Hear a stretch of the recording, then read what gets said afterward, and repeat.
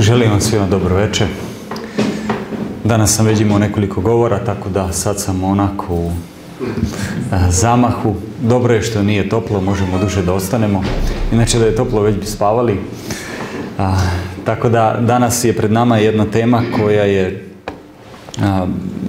vrlo interesantna, vrlo zanimljiva i smatram jako i značajna ako hoćemo na neki način da živimo ovaj život na najbolji mogući način.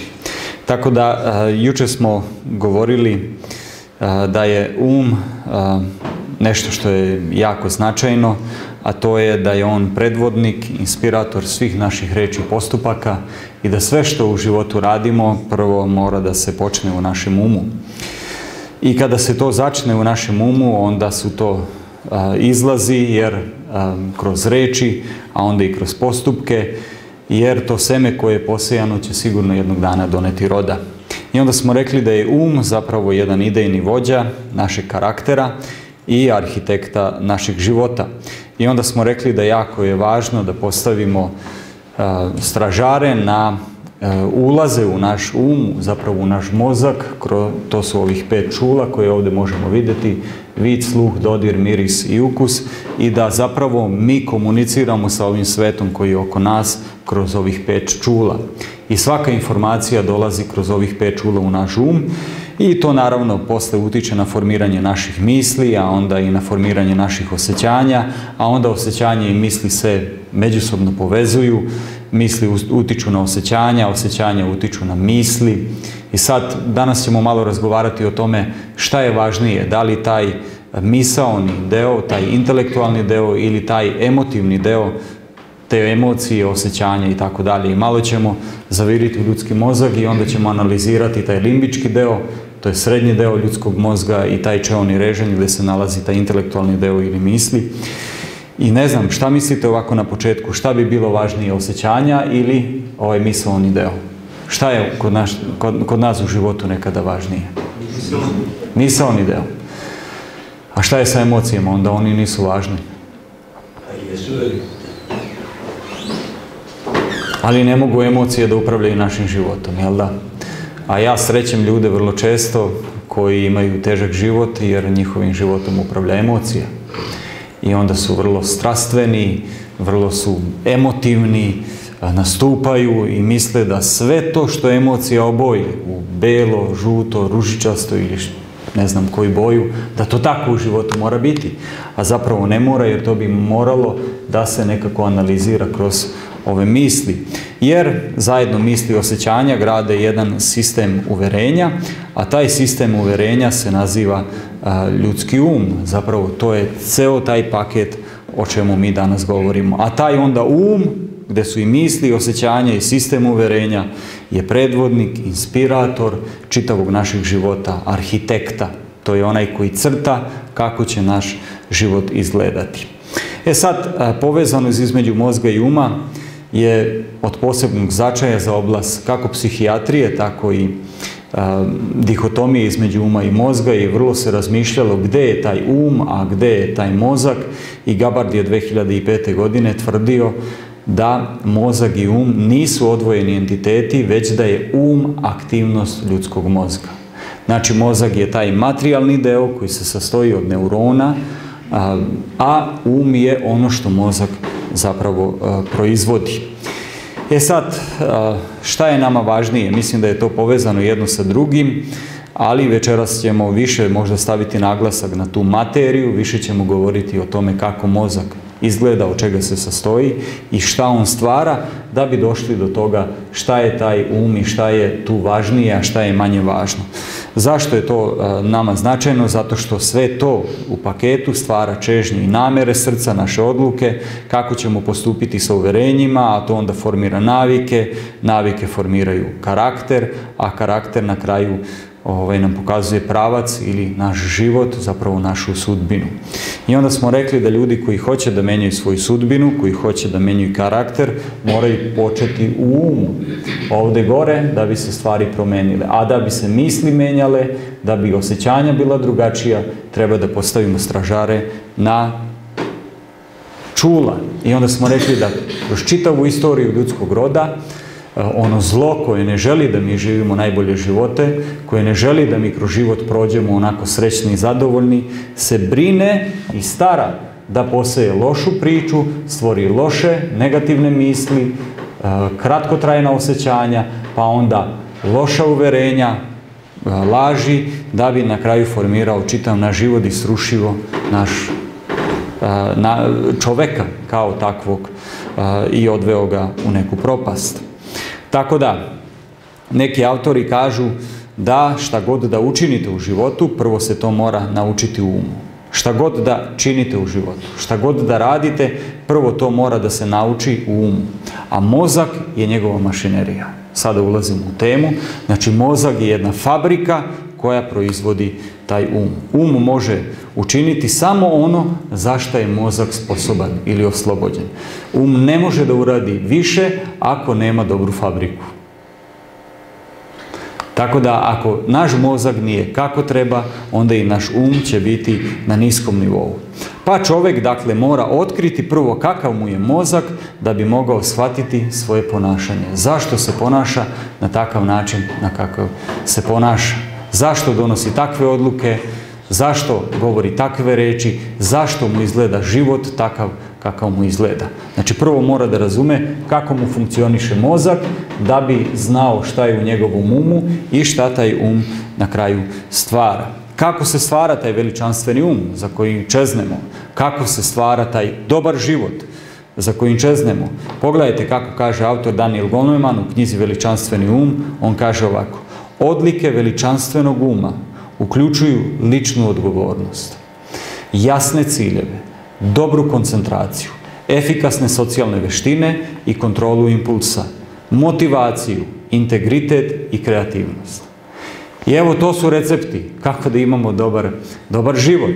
Moramo da budemo odlučni, moramo da imamo jasne ciljeve, moramo da imamo dobru koncentraciju, moramo da umemo s ljudima, to su efikasne socijalne veštine, moramo da umemo da razgovaramo sa ljudima, da gradimo odnose, moramo da kontrolišemo svoje emocije, impulse, moramo biti motivisani, mora biti integritet, ono što pričamo to i da živimo, i moramo biti kreativni. I onda Goleman nas, zapravo Daniel Amen nas vraća gdje kaže: a ipak malo ljudi zna da sve to što smo sada nabrojali su funkcije mozga. Mi govorimo o veličanstvenom umu, a to zapravo dolazi od mozga. I onda on kaže: zdrav mozak nam olakšava da ove sposobnosti uključimo u svoj život. Dok oštećen ili nestabilan mozak to znatno otežava. Posvećivanje pažnje sopstvenom mozgu neophodno je za dosezanje ili dostizanje veličanstvenog uma. I zato sam ja jučer postavio pitanje: ko je od vas razmišljao u toku jučerašnjeg dana o mozgu? A pošto smo jučer postavili to pitanje, jer bilo danas nekoga od vas da ste malo razmišljali s čim ga hranite, da li ste legli na vreme da bi se on odmorio, da bi funkcionisao danas dobro, da bi odnosi bili bolji, da bi zaključivao dobre poslove i tako dalje, da bi razumevao neke stvari, da li ste danas pili dovoljno vode, da li ste ga danas izveli u šetnju, rekavši mu: ej, treba da imaš svež kiseonik, svež vazduh, hajmo malo da se prošetamo, ili smo čitav dan danas sedeli, spavali, radili u zatvorenom ili tako dalje. Sve potiče od zdravog mozga. Ako je mozak na pravi način usklađen sa svim tim pravim, zdravim vrednostima, onda će i naš život biti na pravi način. No, ako ćemo večeras govoriti o mozgu, hajde malo da vidimo, da zavirimo unutra kako on izgleda i šta je to do sada otkriveno o mozgu i šta nas to tako zapanjuje i kako da mu damo ono što treba da mu damo. Mozak je težine 1300 grama. Bez obzira kakvu glavu imate, da li veliku ili malu, 1300 grama je unutra. Neko može biti glavati, neko manje glavati, ali 1300, 1350, to je veličina prosječnog ljudskog mozga. Uglavnom, mozak se uvek slika na nekoj crnoj pozadini kao da sija, iz jednog prostog razloga, zato što kada mozak je aktivan, on se predstavlja kao da postoji neki električni impulsi u povezivanju i zato da bi autori to prikazali, oni ga predstavljaju kao da sije, a kada karikaturisti govore o ljudskom mozgu, onda uvijek stave neku sijalicu iznad. Jeste vidjeli to? Kaže, zasijalo je nešto, nešto je zavarničilo u njegovom mozgu i on je sad povezao stvari. Znači, mozak ima 1300, sastavljen je od ćelija koje se zovu neuroni i pazite, ova cifra se sad mijenja zato što niko do sada nije izbrojao koliko zapravo ima neurona u ljudskom mozgu i vi ćete u nekoj literaturi naći da je možda i mnogo više od 10 milijardi, ali u tih 1300 se nalazi najmanje 10 milijardi neurona. Ovako otprilike neuroni izgledaju, a ovo su impulsi kada se neuroni povezuju. To je kada o nečemu razmišljate i tako dalje i tako dalje. Onda kada nešto čitate, kada nešto slušate, sve to što uđe u vaš mozak, to izgledaju kao ove tačkice koje se povezuju. A kada se neuroni povezuju, oni stvaraju jedne mostove koji se zovu sinapse. I ta neuronska ćelija ima neograničeni broj mogućnosti da se povezuje sa drugim neuronima. I tako u našem mozgu se grade autoputevi između jednog neurona do drugog neurona, a ako imamo najmanje 10 milijardi neurona, koliko onda imamo ovih mostova? 10 trilijona, što je isto tako jedna relativna cifra. Znači, mozak ima neograničenu sposobnost da se povezuje. A to povezivanje između jednog neurona do drugog neurona je već jedan neuronski put, jedan autoput, jedno utabano razmišljanje. Tako da zato je važno čemu posvećujete pažnju. Mnoge stvari će proći kroz vaš mozak, ali ako nečemu posvetite pažnju, recimo 21 dan, za 21 dan se gradi jedna nova neuronska mreža između neurona. I jako je teško pokidati tu neuronsku mrežu. Zato ako se navučete na neke loše stvari, ulazite u neku zavisnost i ta zavisnost za 21 dan se utaba jedna staza. I onda je teško jako pokidati. E sad, svaki taj neuron je u stanju da primi bezbroj informacija. Mozak u jednom trenutku procesuira na hiljade miliona električnih nervnih impulsa koji putuju neuronima od jednog neurona do drugog brzinom od 120 metara u sekundi. Je li to brzo? 120 metara u sekundi. To nije dovoljno brzo da bi se mi ne opekli. Zašto se čovjek opeče kada stavi ruku na vrelu ringu? Zato što dok ta informacija dođe do našeg mozga brzinom od 120 metara u sekundi, mi smo se opekli. Zato što kada stavimo ruku na neku ringu koju ne znamo da je vrela, dok ta informacija i da ta naša ruka stoji ovdje ili przi ili šta, dok to dođe do mozga, mi cimnemo ruku, ali to je sasvim dovoljno da se ovom tkivo, ove ćelije opeku. Ali ako unapred znamo da je ta ringla vrela, mi se nikada nećemo opeći, jer samo ćemo pipnuti. Jer smo već u stanju pripravnosti sa našim mozgom i kažemo, aha, vrela je, neću to raditi. To je samo ilustracija da vam opišem koliko je brzo 120 zapravo metara u sekundi. Naš mozak ima više veza tih povezivanja nego što ima zvezda u Mlečnom putu. Da li ste nekada imali priliku da vidite Mlečni put? Koliko tamo ima zvezda? Obično nam se kaže da je svemir hladan i mračan. Hladan i mračan. Da tamo nema previše čega. Ja sam imao priliku u Americi, u jednom observatorijumu, da vidim naš Mlečni put smanjen u ne znam koliko razmeri. I ja sam hodao jedno 15 metara kroz čitav taj Mlečni put, pa sam se odmakao. Kad sam vidio, verujte, to nije mračno i nije hladno. Mislim, hladno jeste, ali nije mračno. Tamo imate zvezda koje ne možete izbrojati kad se to sve sažme. Svemir je ogroman i zato mi vidimo tu onu mračnu prazninu. Ali kad se to sve sažme u nekoj razmeri, on sija od zvezda koliko ima u tom Mlečnom putu. I zamislite sad taj ogroman svemir i taj ogroman deo tog svemira koji se zove Mlečni put. Da je spakovano u 1300 grama ovdje u našoj glavi. Možete to da sad sklopite zajedno. 1300 grama, koliko je to? Može ovako na ruku da stane. I u tih 1300 je čitav jedan svemir koji ljudski mozak pokušava da razume. Znači, mozak proučava mozak. Mozak proučava sam sebe. I sada mi gledamo šta je tu u našoj glavi i pokušavamo da idemo. Ima više veza nego što ima galaksija u vidljivom delu svemira. 10 milijardi neurona, 10 triliona mostova koji se zovu sinapse i danas naučnici kažu da je mozak najsloženiji organ koji postoji u svemiru. I zamislite sad čoveka koji gore na vrhu nosi jedan takav organ. Mozak koji je svemiru malom, koji komanduje, diktira i vodi jednu građevinu koja se zove ljudski život. I sad ima na milijardu mozgova tu oko nas i svaki mozak misli da radi i da vodi na pravi način. Povlači poteze, donosi zaključke, govori, razmišlja, radi, spava, jede, vozi, eksperimentiše, broji, peva, šta god možemo da nabrojimo. Sve to dolazi iz ovog složenog, jedinstvenog i zadivljujućeg predmeta, zapravo organa koji se zove mozak.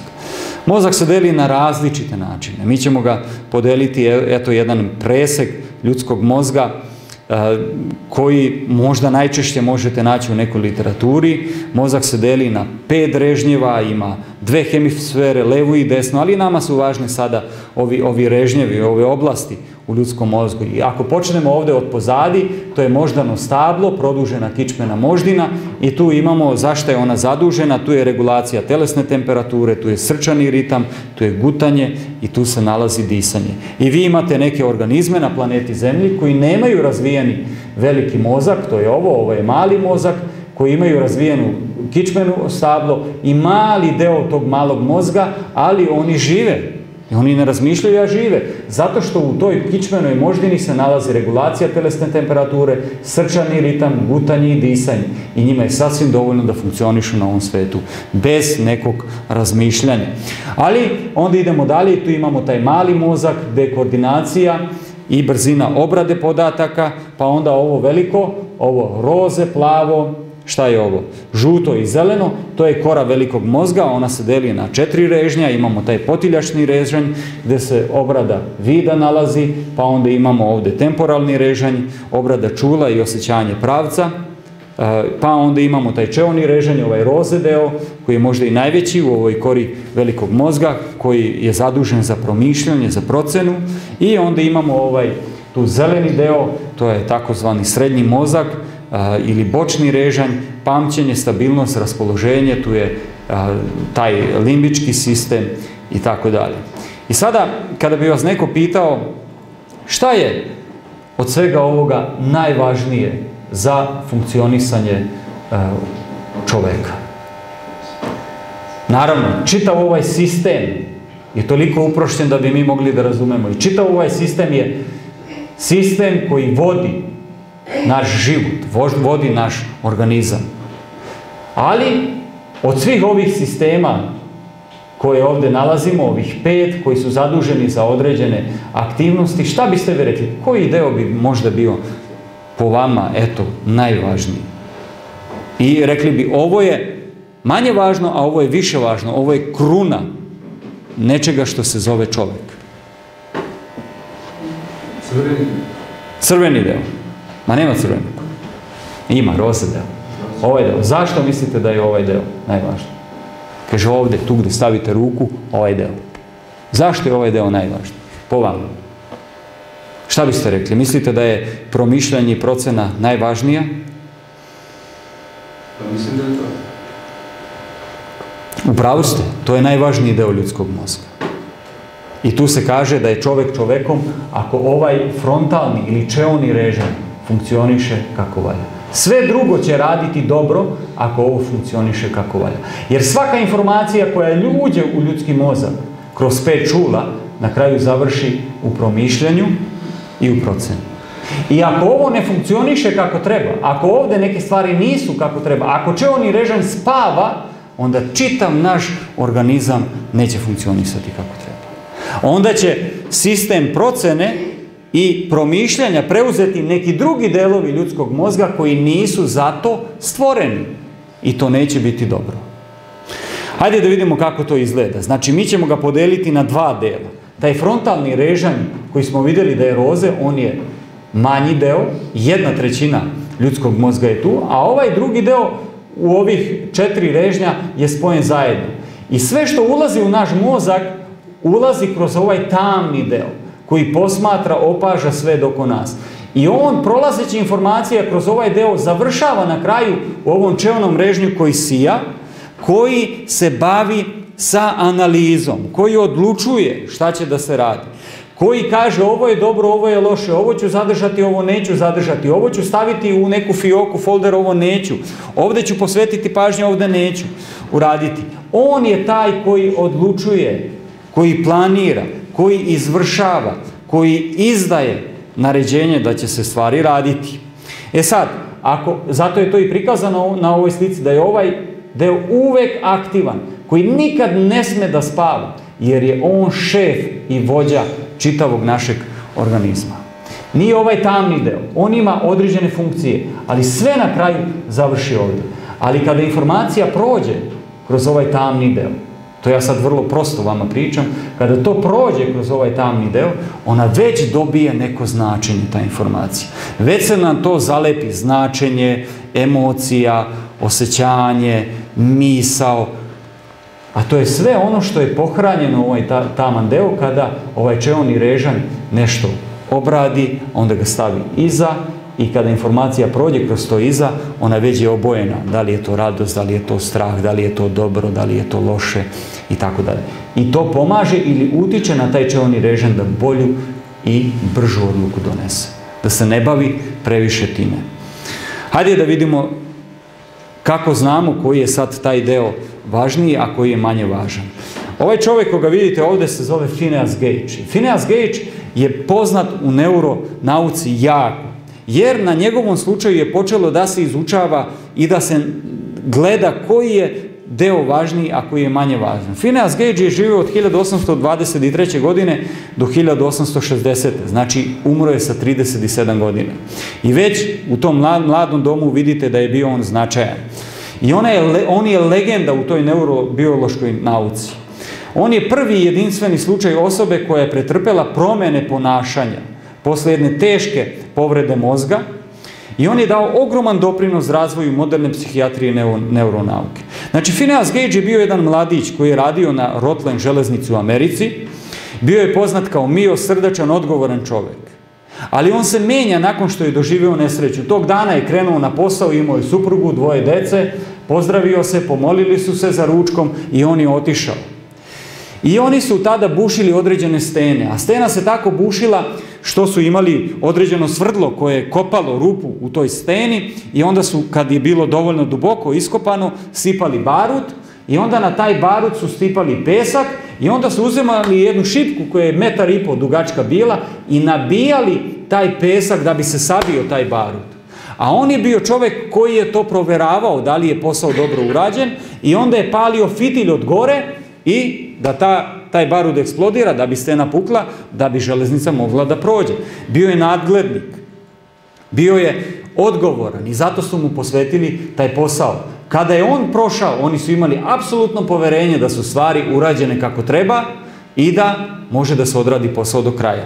I tog dana on je došao na posao i neki radnik pre njega nije odradio posao do kraja. I on je došao da proveri rupu, ali u toj rupi nije bio sipan pesak. I on je uzeo šipku od 1,5 m i zamahnuo da nabije pesak, ali pošto peska nije bilo, šipka je dodirnula u rupi kamen, stvorila se iskra, kad se stvorila iskra, zapario se barut i šipka se vratila. I kako je on zamahnuo dule, tako se šipka vratila. I kako se šipka vratila, ona mu je probila ovde i izašla ovde na vrhu glave. I Phineas Gage tog dana se onesvestio, ošamutio. I svi su mislili da je Phineas Gage završio svoj život. Ovo je njegova realna slika, ovo je slika njegove lobanje, šta se zapravo tu desilo, a ovo je šipka koju on kasnije u svom životu nosio sa sobom. I dok su oni očekivali da će on sada završiti svoj život, Phineas Gage posle nekog vremena se pribrao vrlo razgovetno je razgovarao, svi su se šokirali šta se desilo i ovi njegove kolege dok su ga vozili na kočiji do doktora, Phineas Gage je zbijao šale dok su ovi bili svi zaprepašćeni. Došao je kod doktora, doktor ga je pregledao, uspjeli su da ga povrate i posle nekog vremena Phineas Gage se potpuno oporavio. Međutim, dok je fizički ostalo samo jedan ožiljak ovdje na njegovom ispod tog levog oka i na vrhu glave gdje je lobanja bila probijena, ožiljci i gubitak vida su bili najmanji problem. Javio se još jedan problem. Znači, sljedeći problem jeste bio da je Phineas Gage postao drugačija osoba. Osoba koja je tog jutra otišla na železnicu i osoba koja je on postao posle oporavka su bile dve različite osobe. Pre nesreće on je bio dobar, odgovoran, inteligentan, moralan, pobožan i na poslu su ga smatrali za najefikasnijeg i najsposobnijeg. On je bio vrlo pobožan i redovan vernik.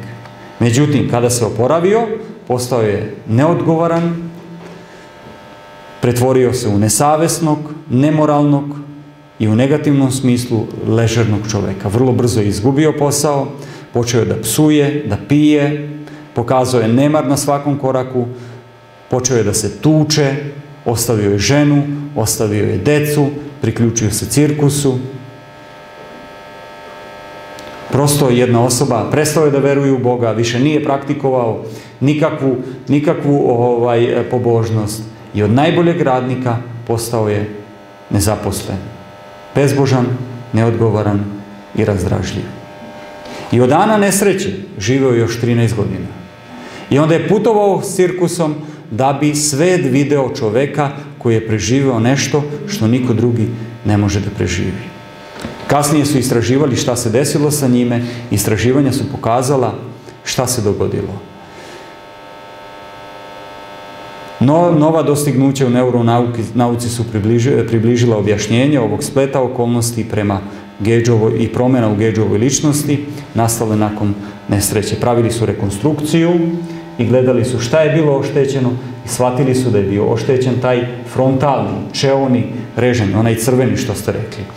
I psihijatar koji je vodio njegov slučaj je o Gageu rekao ovako: nesreća je razolila Phineasovu ravnotežu između intelektualnih sposobnosti i životinjskih sklonosti. Drugim rečima, posle nesreće, Phineas Gage se ponašao kao životinja. Nije imao nikakve zadrške. Kad mu se jelo, jeo je, kad mu se pilo, pilo je, kad mu se tuklo, tuko se i tako dalje. Puko životarenje i preživljanje, bez ikakve zadrške i bez ikakvog razmišljanja. Oštećeni deo mozga je bio čeoni režen, koji je prouzrokovao promjenu ličnosti. Phineas Gage pre i posle nije bio ista ličnost. Ali da događaj ne bi bio zasnovan samo na Phineasu Gageu i da li je Phineas Gage bio najbolji primjer, Antonio Damasio u svojoj knjizi Descartova greška također navodi jednog čoveka koji je bio Eliot, zvao se Eliot, jedan porodičan čovjek, uzoran radnik, imao je tumor na čeonom režnju, otišao je na operaciju, posle operacije vratio se, operacija na izgled bila uspešna, pokazao je ponašanje posle oporavka vrlo slično Gageovom.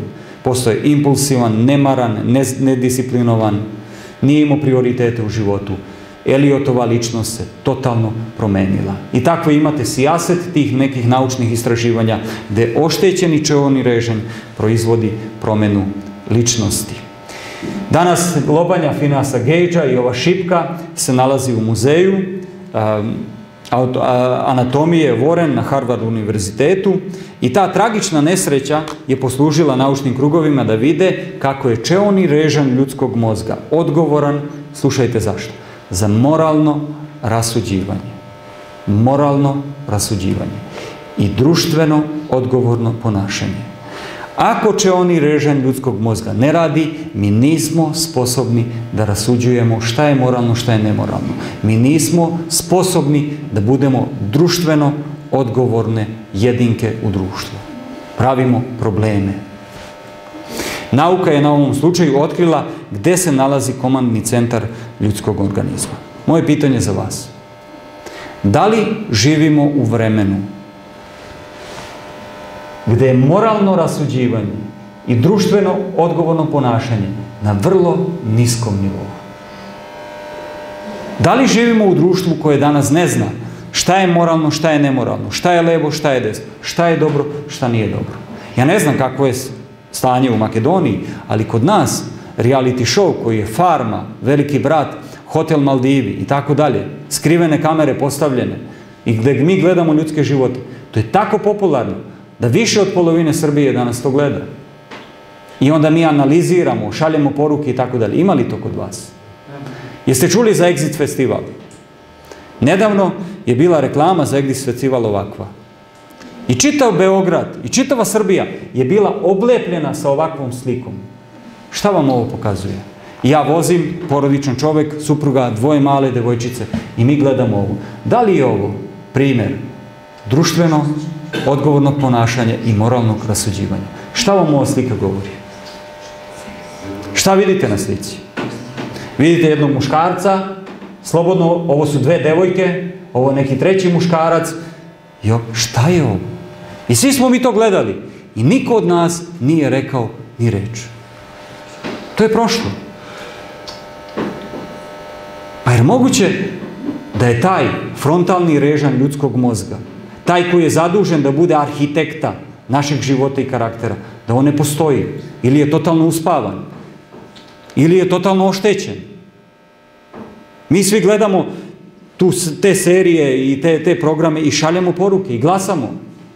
Za 4 godine glasanjem ili slanjem poruka se sakupilo 700 miliona dinara za decu koja će se lečiti u inostranstvu. Za 4 godine 700 miliona dinara su slali građani Srbije. Za jedno večer, kada se izbacuje jedan iz tog reality showa, se sakupi za jedno večer 400 miliona. Za jedno večer 400 miliona, a za 4 godine 700 miliona. I to kad stavite na tas, šta je važnije? Zdravlje te dece koje ne mogu sebi da pomognu u našoj državi, ili je važnije izbaciti nekoga tamo koji je totalni anonimus ili nije ništa, niti zna da peva? Čista promocija nekog tela, čisti nemoral. I onda mi kažemo, to je normalno. I onda jednog dana kada nam dođe dete kući i kaže, tata, ja sam se snimao, a ti kaže, šta si se snimao? Pa kaže, je se sećaš da smo zajedno gledali to, pa smo još i glasali? Pa šta smo gledali? Pa tuđe živote. Gde smo gledali tuđe živote? Pa špionirali smo ih. I onda smo još procenjivali ko je dobar, a ko je loš. I sećaš se, zajedno smo sedeli. Zar to nije budućnost prema kojoj idemo? Moralno rasuđivanje i društveno odgovorno ponašanje. Gde je naš čeoni režim? Dok ovaj deo samo posmatra i opaža sve oko nas, ovaj treba da analizira, treba da integriše, treba da odluči, da kaže ovo nije moralno, ovo nije dobro. Ja to neću da radim. Ja hoću da planiram svoj život da bude drugačiji. Da li ste zaista postavili stražare? Ili ste dozvolili da sve i svašta prolazi ovde?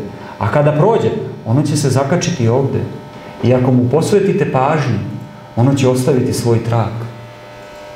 Ne samo da će ostaviti trag, doneće svoj rod. I ovako to izgleda. Odavde ulazi informacija, prolazi kroz taj limbički sistem, sad ćemo objasniti šta je limbički sistem. On je vrlo jak danas u društvu. A onda kroz taj limbički sistem, kada prođe ta informacija, on ulazi u ovaj racionalni deo, frontalni režim. Sad je slika malo okrenuta s druge strane. Ali ako ovaj frontalni režim spava, onda kontrolu nad našim životom preuzimaju emocije, limbički sistem. Ili jedna mala, 2 male žlezde u našem mozgu koje su povezane, koje se zovu amigdale. Ta amigdala pravi haos u našem životu. Ona daje boju, daje značenje, daje informaciju i tera da čeoni režim odluči onako kako ona hoće. Ali amigdala ne razmišlja. Amigdala samo daje impuls. I kasnije ću vam prikazati jedan primjer kako to izgleda. Znači, taj limbički sistem, to je ovaj srednji deo mozga, je jako važan. Jer limbički sistem određuje ta emotivna raspoloženja. Ako je on manje aktivan, onda je pozitivno raspoloženje, tu je onda nada. Ako je previše aktivan, onda izaziva neka negativna ponašanja. On je filter koji tumači svakodnevne događaje. Kroz njega sve prolazi.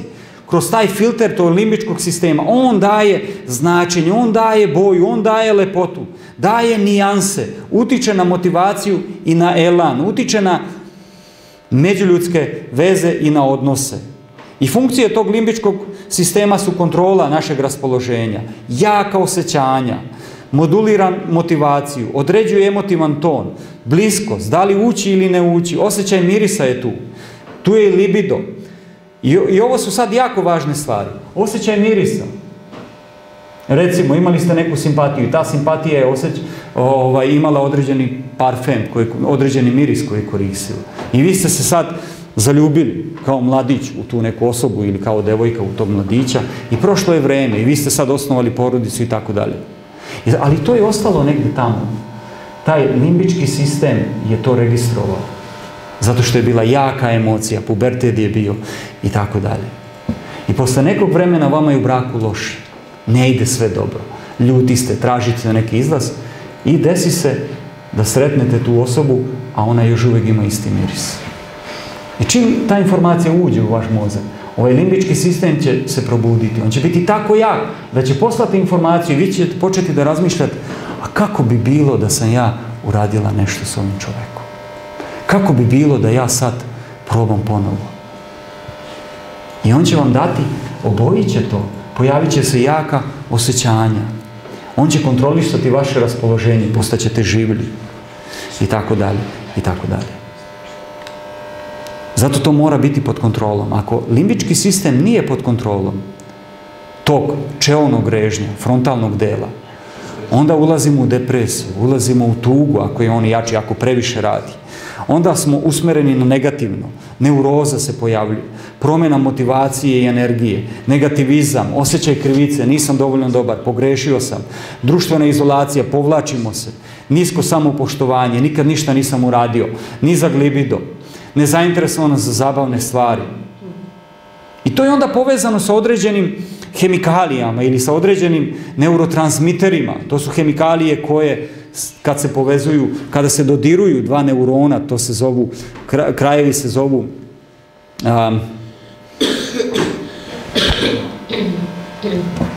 butoni, to je francuska reč za dugmiće. I neuroni se titraju ovako, svaki neuron ima kraj jednog i drugog i tu vrlo blisko ti butoni se titraju. Tu gdje su titraju, tu se stvaraju te hemikalije koje se onda s jednog na drugog prespojavaju, presipaju jedan preko drugog. I vidite, i sve to limbički sistem uređuje. I onda informacija završi u čeonom režnju. Iako je limbički sistem jak, osjećaj bezvrednosti i beznađa, osjećaj nezadovoljstva i dosade.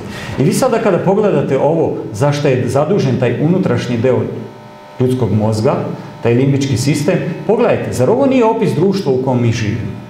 Zar ovo nije opis ljudi s kojima se mi srećemo? I kao da je to tako jako i stimulisano, kao da taj frontalni režim, gdje to sve treba da se izanalizira, potpuno spava. Kako se frontalni režim uspava?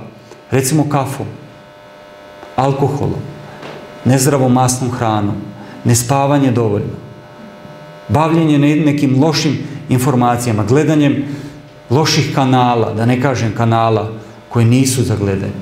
I sve to utiče na jačanje ovog, a smanjivanje jačanje onog drugog. Ali čovjek je napravljen sasvim drugačije, ne da bude taj limbički sistem tako jak. I pogledajte, čovjek se totalno razlikuje od svih drugih stvorenja na planeti Zemlji. Taj frontalni deo, taj čeoni režanj, kod mačke je 3%, kod psa je 7%, kod šimpanze je 11%, kod čovjeka je 33%. I zato mi kada gledamo majmuna, mi kažemo, majmun ima nešto u tom razmišljanju i zato je on najbliži rođak čovjeku. Zato što on malo ima razvijenog tog čeonog režnja, ali ne totalno. Čovjek ima 1/3 u tom čeonom režnju. Čovjek je misaono biće.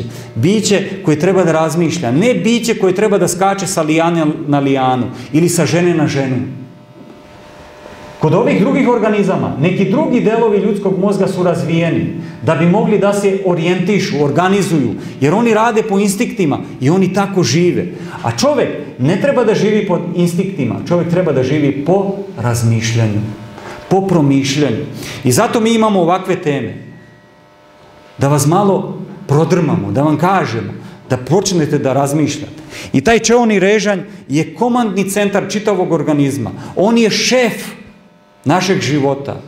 I kada šef spava ili kada šef nije na poslu, kako izgleda posao? Jer imate negdje posao da radite, da imate radnike ispod sebe. Kada vas nema, kako stvari izgledaju u firmi? Ili kada ste vi u nekoj firmi, a nema šefa, ovaj kasnije na posao, ovaj će izaći, ovaj će doći kasnije, ovaj ima neka nezavršena posla. I čitav sistem se raspada. Kada čeoni režanj ne drži sve konce u rukama, u našem organizmu je haos, jer svako radi ono što misli da treba da radi. Tako da, čeoni režanj treba da komanduje, treba da kontroliše, treba da analizira. Jer ovdje u tom čeonom režnju se donose odluke, vežbaju se namere. Tu se jača volja i tu se drži smer ka izabranom cilju. Jeste gledali nekada Pinokija? U Pinokiju se pojavljuje jedan lik koji je predstavljen cvrčkom. Kako se taj cvrčak zove? Ko zna? Ajde, da napravimo nagradu, da ne spavate. Interesantna je tema. Kako se zove cvrčak u Pinokiju? I koga on predstavlja? Znate ko je Pinokio? Pinokio je ona lutka drvena. Koji je problem sa Pinokijom? Nema čeonog režnja. Kaže, Đepeto, idem u školu, ne brini se, neću te razočarati. I on uvek tako obećava, ode napolje, odvedu ga tamo lisica i ostali i ne ode u školu. Nema ga, mesecima luta negde tamo. Opet ga nađe Đepeto, opet ga izgrdi, ne brini se, ja ću, i tako dalje. Nikako da se uhvati pravca. Uvek mu nešto odvuče pažnju i ode. A taj cvrčak se zove Gemini. I taj cvrčak je onaj koji se zove čeoni režanj. On dolazi kod Pinokija i kaže mu, Pinokije, nisi bio dobar. Opet si uradio, treba da se vratiš. Gemini, cvrčak Gemini je Pinokijeva savest. On je taj tihi, uporni glasić u njegovoj glavi koji mu pomaže da izabere između dobrog i lošeg. Čeoni režanj je taj koji treba da obuzda naše ponašanje. Cvrčak Gemini u našoj glavi treba da rasudi između ispravnog i pogrešnog, između dobrog i lošeg. Cvrčak Gemini ili čeoni režanj je savest. Znate kad neko kaže savest ga ukorila ili grize ga savest. Naravno, mi sad možemo pričati šta je savest, ali otprilike savest se nalazi u tom frontalnom delu režnja. Tu se prave prioriteti, šta ćemo uraditi, šta je važnije, procenjuju podaci, vrednuje se ishod učinjenog. Ako učinim ovo, to će me dovesti ovdje. Ako ne učinim, dovešćemo ovdje. Tu se pokazuje put i pravac kretanja. Tako da, tu je centar nervnog sistema preko kojeg nebo komunicira sa čovekom. I postoje naučnici koji su analizirali kada svetli ljudski mozak, gde svetli ljudski mozak kada se čovjek moli, kada čita Božju reč, kada praktikuje neke prakse koje je naučio u svojoj crkvi. I onda su došli do zaključka da čeoni režanj je izuzetno aktivan kada čovjek razmišlja o Bogu, kada se moli, kada čita Sveto pismo. I onda su izjavili, to su bili neverni naučnici koji kažu, centar gde nebo ili Bog komunicira sa čovekom je čeoni režanj. Jer on svetli. Tu se pokazuje titranje. Duhovnost je smestena u čeonom režnju. Kroz duhovnost je jako važna. Čovjek je duhovno biće. Jer kroz duhovnu dimenziju koja postoji u nama, čovjek nalazi smisao svog života. Pitanje smisla je najvažnije pitanje. Ko sam ja? Kome pripadam? Zašto sam ovdje? Gde idem? Da li radim pravi posao? Da li je moj kraj života samo smrt? Da li ovo ima svrhe? Da li ima smisla? Zašto bolesti? To je sve pitanje smisla života i svrhe. Tu duhovnost nam daje nadu, daje svrhu, daje smisao, daje optimizam, ali daje i kreativnost. Ljudsko biće je kreativno biće. Vi možete da stvarate. Uzmete, ne znam ni ja, papir i napravite nešto. Uzmete olovku, napišete nešto. Uzmete boju, stvorite svet. Čovjek je kreativan i ta kreativnost dolazi od duhovne dimenzije. I čovjek se razlikuje od svih drugih bića jer ima tu duhovnu dimenziju. Druga bića nisu kreativna. Oni žive da bi preživjeli. Čovjek živi da bi postavio pitanje. Čovjek živi da bi nešto napravio, da bi osmislio, da bi bio u zajednici sa svojim stvoriteljem. Čeoni režan ima funkcije, usredsređenost je tu, razmišljanje unapred, kontrola impulsa. Kojih impulsa? Koji dođu kroz tu amigdalu. Tu treba da se kontroliše impuls. Amigdala ne kontroliše impulse, ona samo šalje. I ona zna da bude tako jaka, da tera. Ali čeoni režan treba da kaže ne, nećemo mi to uraditi. Vrati taj impuls. Jer čeoni režan komanduje. Ne komanduje amigdala, nego čeoni režan. Tu je centar za organizaciju, za planiranje, za određivanje ciljeva, za procenu. Da li je nešto dobro, da li nije dobro, za saosećajnost, za emotivnu kontrolu, za sagledavanje situacije. On gleda unapred. Da li ovaj potez će biti dobar? Ako uradim ovo, gde će me to dovesti? I tako dalje. Tu se u čeonom režnju izvlače pouke iz pogrešnih odluka koje su se desile ranije. Ako čeoni režanj ne radi dobro, onda kod čoveka imate umanjenu savest, lošu procenu, impulsivan je, kratka moć koncentracije, dezorganizovan je, ne zna kako stvari idu, poteškoće u učenju iz iskustva, nikad ne nauči, zbunjen je, loše upravlja vremenom, nikad se ne organizuje dobro, nema saosećanje, gazi preko ljudi i tako dalje i tako dalje. Hajde da vidimo jedan primjer kako to funkcioniše. Ko je jači, ko je važniji? Proces kako čovjek donosi odluku. I prikazat ćemo na jednom vrlo interesantnom primjeru koji će vas sve probuditi. Čovjek, muškarac, ugleda jednu privlačnu ženu. Šta se dešava u njegovom mozgu? Muškarci. Kada vidite neku lepu ženu, šta se dešava u vašem mozgu? Informacija je ušla, vi ste vidjeli, još ako osjećate neki miris. Kako informacija putuje? Informacija ulazi, prolazi kroz limbički sistem, kroz amigdalu. Amigdala kaže, slušaj, ti si muškarac, ti si predator, ti moraš tu ženu da imaš. Pogledaj kako lepo izgleda. I skreće tvoj pogled na tu ženu. Ti je gledaš fizički. I amigdala izbacuje jednu hemikaliju koja se zove dopamin. Dopamin silovito kreće do čeonog režnja. I ti krećeš u akciju. Ako čeoni režan spava, ti ćeš krenuti da razgovaraš sa tom ženom sa idejom da tu ženu osvojiš i da je srušiš. Još ako si pre toga odlučio da tvoje informacije kojim će se baviti tvoj mozak su da gledaš zabranjene sajtove, da čitaš zabranjene knjige ili knjige za plus 18, gledaš neke filmove, ti sve oko sebe ćeš vidjeti kao potencijalnu mogućnost da zadovolji tvoje fantazije. Čeoni režanj spava. Međutim, ima i drugi način. Ti vidiš privlačnu ženu, informacija ulazi, prolazi kroz svoj sistem, to je prirodno sasvim. Prolazi kroz sistem amigdala, obličuje to, govori ti da je to lepa žena, privlačna, da treba da uđeš s njom, dopamin se luči i to sve dolazi do čeonog režnja. Čeoni režnja kaže stani. Zašto bi to uradio? Upropastit ćeš svoju porodicu. To nije dobro. Ili ako si momak kaže, nećeš ovu ženu srušiti, nego ćeš se upoznati sa njome. Vidjet ćeš kako žena razmišlja. Procenit ćeš da li ti to odgovara. Ući ćeš u razgovor, u vezu i posle određenog vremena, ako ti odgovara, ti ćeš je zaprositi. I kada dođe vreme, ti ćeš uživati u mladosti svoje. Koji slučaj je danas u svetu važniji? Ovaj prvi ili ovaj drugi? I onda ti čeoni režanj kaže, amigdala ne razmišlja. Ona neće komandovati, ti preuzimaš kontrolu. Ona ti samo daje impuls, ali čeoni režim kaže ovo je dobro, ovo nije dobro. Ali je jako važno kako si naučen, kako si vaspitan, čemu si se posvetio. Ako si se posvetio moralnošću, Ako se ne baviš takvim niskim stvarima, ako ne jačaš svoj limbički sistem, ti ćeš reći, ovo nije dobro. Ja poštujem ovu osobu. Ne želim samo da je iskoristim. Evo primjera iz Biblije. I znate događaj o Josifu. Josif je bio naučen. I u jednom trenutku su ga braća prodala u Egipat. Je li tako? Došao u Egipat. Koga je kupio u Egiptu? Petefrije.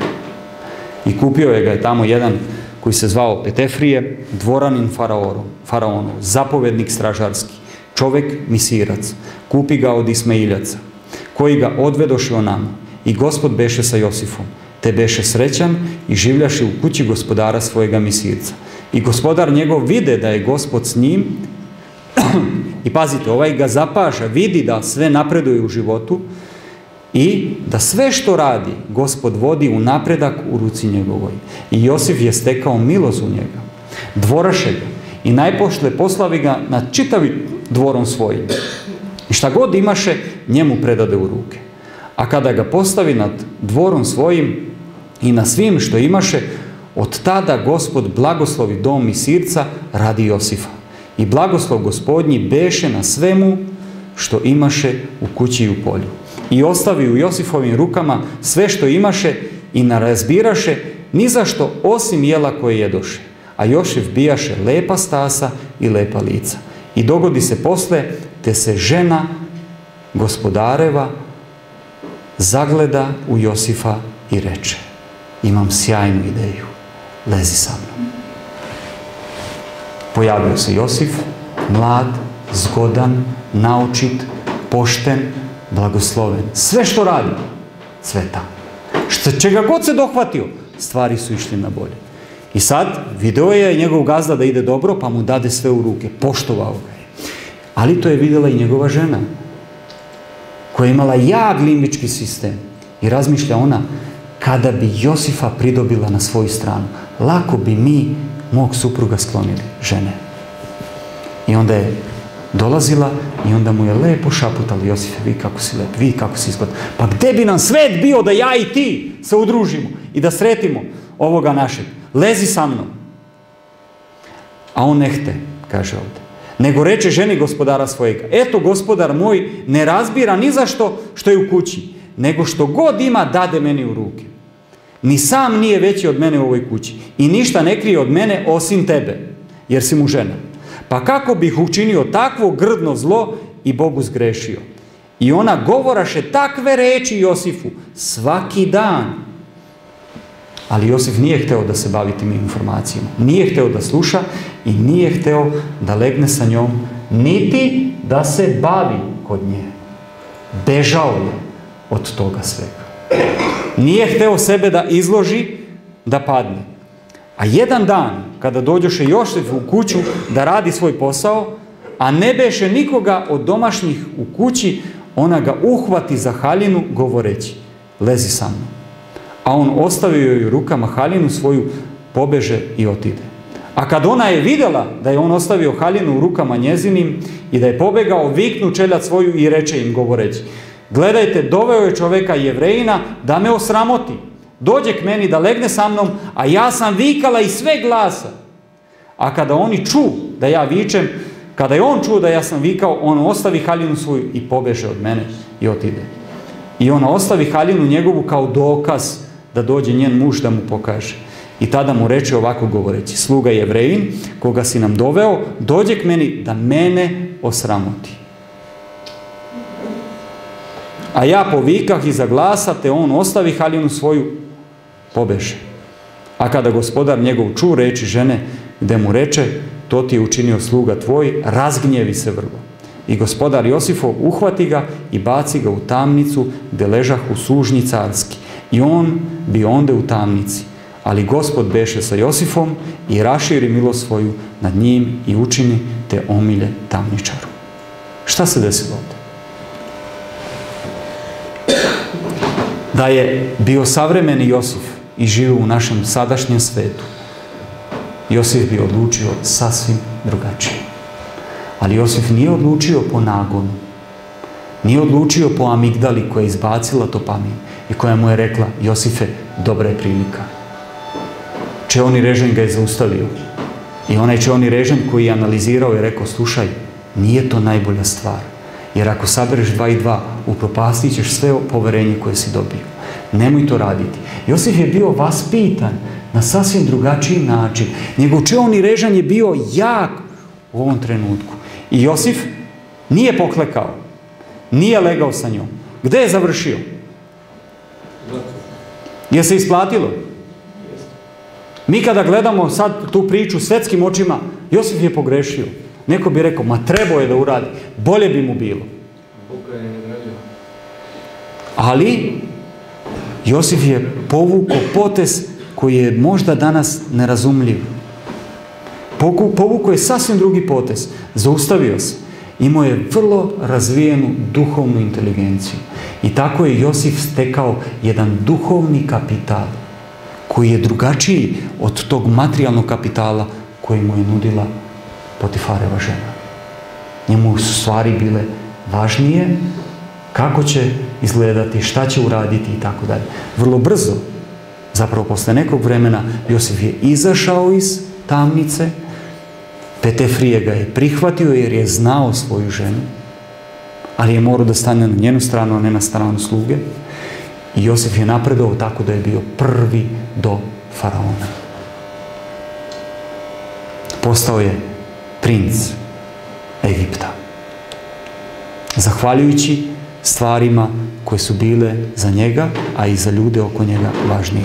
Ljudi više cene duhovnu inteligenciju i duhovni kapital od tog materijalnog kapitala i neke, ne znam ja, druge inteligencije koja u ovom trenutku nije važna.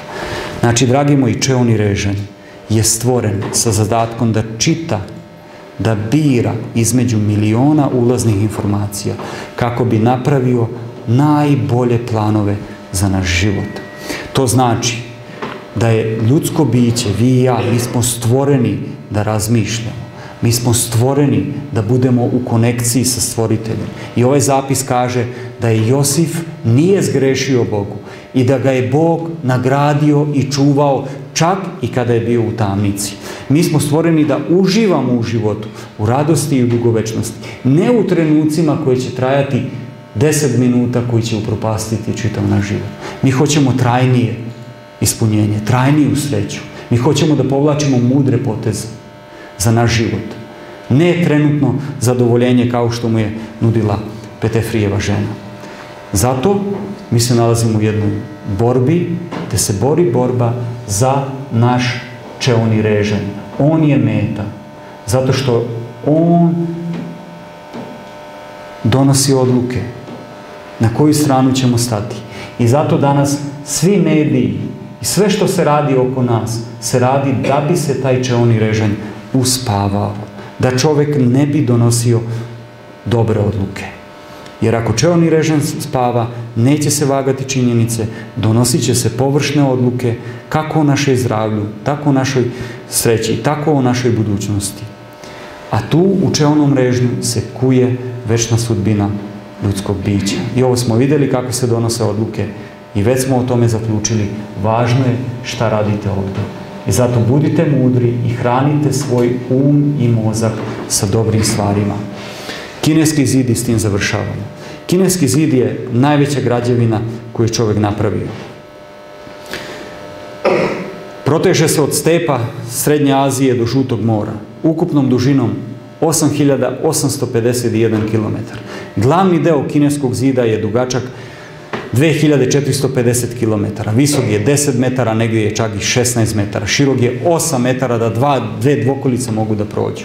Generacije su je gradile. Generacije. Ljudi su živote dali da bi se ovaj zid napravio. I to predstavlja najduži zid na svetu. Najveći odbranbeni objekat koji je čovjek podigao. Vidi se s meseca. Kineski zid nije sačuvao kinesko carstvo.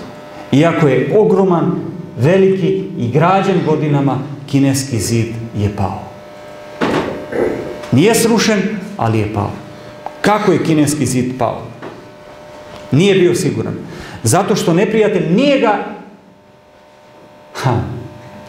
nije oborio to kinesko carstvo rušeći zid, nego znate šta je uradio? Kineski zid je imao određena vrata.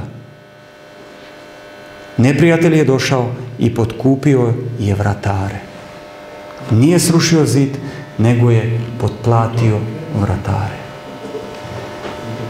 Građevina vašeg života će pasti tako što će vas đavo potkupiti i to jeftino. Za šerpu ribe, za trenutak zadovoljstva i tako dalje i tako dalje. Ako ne budete budno pazili na svoja čula, građevina vašeg života koja je stvarana godinama može ovako da padne. Zbog trenutka nepažnje. Sluh, vid, čuh, miris i ukus. Dragi moji, pazite na to. Tako pada građevina. I danas donesite odluku. Postavit ću stražare na ulasku u svoj um, jer želim da moje zdravlje, moj porodični život budu bolji. I zato, bez obzira ko si, Gospod te je blagoslovio intelektualnim sposobnostima koje se mogu neograničeno poboljšavati. Neguj svoje talente ustrajno i ozbiljno. Vežbaj i vaspitavaj svoj um proučavanjem Božje reči, promatranjem i zaključivanjem prirode kako funkcioniše oko tebe. Božji um nećeš upoznati sve dok ne upotrebiš svaku sposobnost kojom raspolažeš. Umne će sposobnosti jačati i razvijati se ako radu pristupaš u strahu Božjem, u poniznosti, u istrajnoj molitvi. Čvrsta namera tvog života učinit će čuda. I apostol Pavle ti kaže, ljubazni, zapregnite bedra svog uma i budite trezni. Nemojte biti pijani od ovog sveta. Pijani nekim zadovoljstvima koje nudi ovaj svet. Zapregnite bedra svog uma i otreznite se. I zacelo se nadajte blagodati koju će vam prinijeti kada dođe Isus Hristos. Kao poslušna deca, ne vladajući se po prvim željama u svom neznanju. Prve želje, ja sam bio momak. Ja sam voleo i ja sam tukao i ja sam se ponašao kao i svi drugi ljudi, ali nisam znao. I zato Pavle kaže, ako sada imam 42 godine, ja se neću ponašati po prvim željama, kao kad sam se ponašao u neznanju, nego po svecu koji me je pozvao i naučio. Budite sveti u svom življenju, jer je pisano, budite sveti kao što je on svet. Josif se nije povodio za željama, nego po onome što je naučio. Neka nas Bog blagoslovi da budemo mudri u svom životu. Da raspoznamo dobro od lošeg i da gradimo građevinu svog života, da je vredna. Ćemo da se molimo. Ustaćemo na molitvu.